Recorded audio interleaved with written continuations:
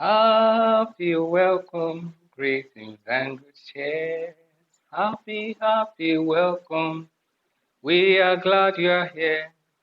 God has made promises to use you for us. Happy, happy welcome to music class. Good day, everyone. You're welcome to music class. Today, we're going to be discussing rules of STEM. Rules of STEM. We have been taught notes, musical notes. We know we have different musical notes of different shapes. Most of these notes, they have stem, flags. And when they are placed on the staff, there's a specific way we have to place them. You know, music is art, and music has to do with aesthetics, which is science of beauty. So when you do anything, you have to be conscious of being artistic. So writing on the staff should be artistic. So you don't put the notes anyhow. And that's what we are going to be learning today. So in music writing, there are three rules you need to put in mind. Three rules you need to observe while writing musical notes, especially the crochet, the minim, quiver, semi-quiver, demi-semi-quiver. Any note that has stem or flag. While writing them on the staff, you need to be conscious of the way you put them. And this is also important when you are writing melody alone. When you are writing melody alone. If you are writing parts, you are writing a melody with other parts. Let's say with alto, tenor, or bass. So you may not put these rules, in consideration. But if you are writing melody alone, if you are writing just one line on the staff, you need to put these rules in consideration. Now, as you can see up here, the part of notes. We have the note head, we have the stem, and we have the flag. So if you are to place, let's say, the quiver you are seeing up here on the staff, when the head is below, when it is above the third line or on the third line, you need to know how to place them. And this is what we mean by rules of STEM or music writing. Now, the first rule says when you are to write any note that has stem or flag on the staff, the first rule says when the head is below the third line, the stem must go up. When the head is below, the stem must go up on the right. Then the flag also on the right, like this. This is the head. The head is below the third line. This is our third line. And the head is below. The stem must go up like this. Then the flag will now come at the right-hand side, the same way. Remember, you have to be artistic.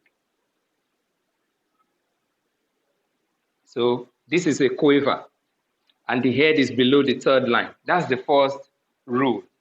When the head is below the third line, the stem must go up on the right. Then the flag comes down at that same right. Now, that's first rule. The second rule says when the head is above the third line, the stem must come down on the left, like this. Then the flag on the right, like this. I hope you are following. That's the second rule.